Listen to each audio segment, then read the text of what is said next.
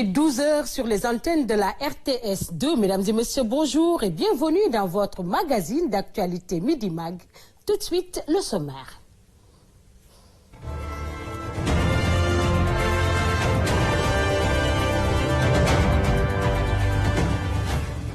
« 27 milliards de francs CFA pour l'autosuffisance alimentaire. Et ceci, c'est dans le cadre du projet de développement de la chaîne de valeur riz, un projet financé par l'État du Sénégal.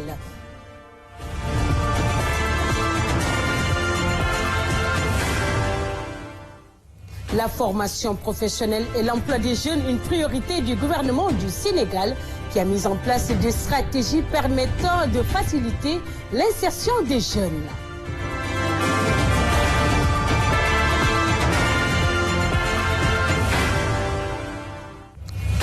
De Pékin, une zone de convergence des éleveurs pour l'écoulement de leurs produits entre le marteau de la cherté du prix et l'enclume de l'entretien de ces animaux.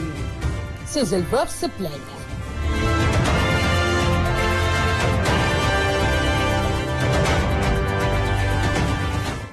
Je vous le disais tantôt dans le sommaire, autosuffisance en riz, un autre projet majeur vient en appoint.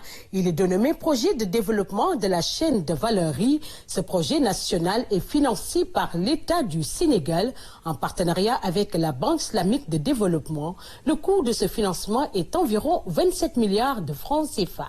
C'est un reportage signé Ibrahima Papiguitou. Ce projet présenté aux différents acteurs entre dans le cadre du programme national de l'autosuffisance en riz. Il couvre les régions de la vallée du fleuve Sénégal et celles de Thiès, Fatick, Kaolack, Ziguinchor, Sédhiou et Kolda avec des objectifs bien définis. Dans certains endroits au niveau du Sénégal, nous allons mettre l'accent sur des aménagements hydro-agricoles. Dans d'autres endroits, nous allons mettre l'accent sur la construction de magasins de stockage pour pousser les structures de crédit ou encourager ces structures à encore continuer à accorder du crédit aux producteurs, aux transformateurs, aux industriels, aux commerçants. Dans d'autres, mettre en place une ligne de crédit en changeant les mécanismes de financement de cette ligne de crédit, justement pour continuer à financer la chaîne de valeur agricole. Ce projet de développement de la chaîne de valeur riz devrait aider également à produire des semences de qualité, à réduire considérablement les importations en riz. L'adjoint au gouverneur s'en réjouit. Globalement, c'est un sentiment de satisfaction parce que ce lancement nous a permis véritablement de mettre le doigt sur les véritables défis qui entravent le développement de ce secteur dans la région de Matam. C'était l'occasion pour l'équipe du projet de présenter le projet dans son contenu et vraiment de recueillir les observations et surtout les suggestions des professionnels de l'agriculture dans la région pour véritablement prendre en compte ces aspects-là dans le sens de l'amélioration de ce projet dans sa mise en œuvre au niveau de la région de Matam. À terme, ce sont aussi 39 000 ménages qui seront touchés, 20 000 emplois créés et une augmentation des revenus des producteurs de 30% d'ici fin 2025.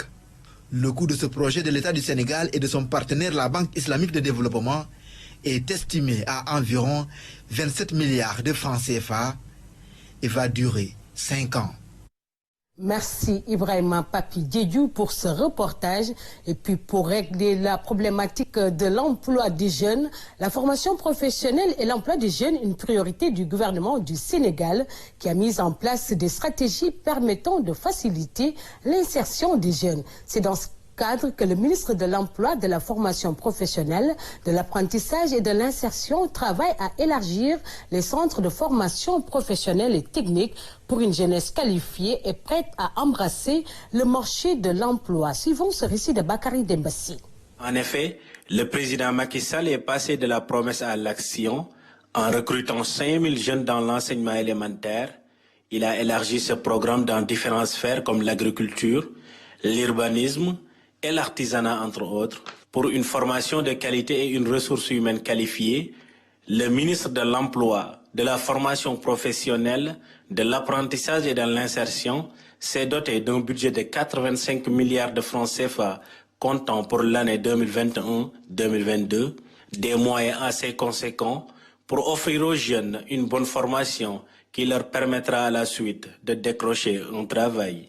En plus, Dame Diop intente de décaisser 100 milliards de francs CFA pour la création de 46 centres de formation professionnelle dans l'ensemble du territoire national. Par ailleurs, ces 10 accomplissements et projets de l'État sont une preuve manifeste que le chef de l'État et son gouvernement accordent à la jeunesse une place importante, car le capital humain est la base de tout processus de développement d'un pays. 46 centres de formation pour régler le problème de l'emploi des jeunes. L'apprentissage au cœur de la formation professionnelle, une approche qui permet d'avoir une formation qualifiante. Suivons cet extrait de Madame Mam Abissei, elle est directrice générale de 3FPT. La formation, c'est un tremplin vers l'emploi. Donc on se parle d'employabilité. Donc on peut dire que c'est vraiment le premier versant avant de se parler d'emploi, de pouvoir donner de la qualification, de pouvoir donner des compétences à des jeunes, de pouvoir accompagner des entreprises, de pouvoir développer des établissements, des centres de formation professionnelle.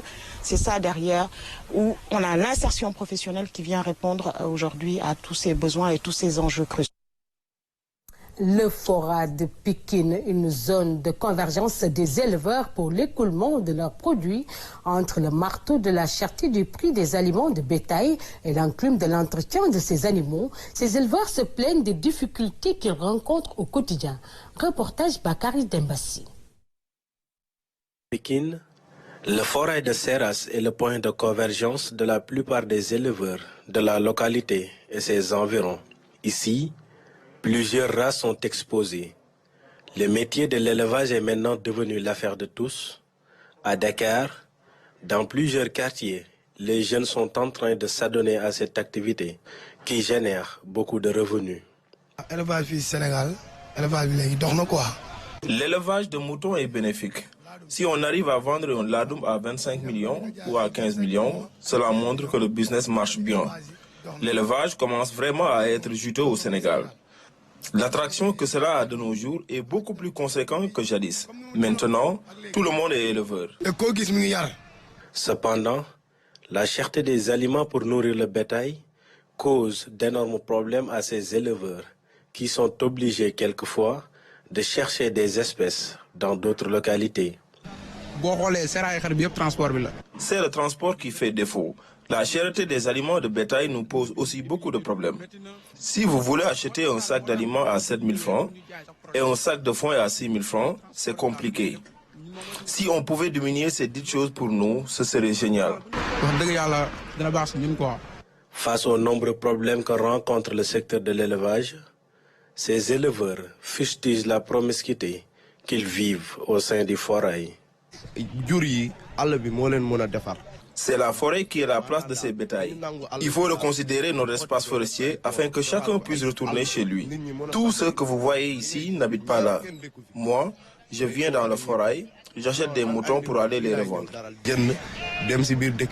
L'élevage n'est pas un métier de tout repos. Parfois, ces éleveurs qui sont à Seras galèrent à la recherche de clients pour écouler leurs produits, mais ils espèrent se frotter les mains à l'occasion des fêtes et des événements.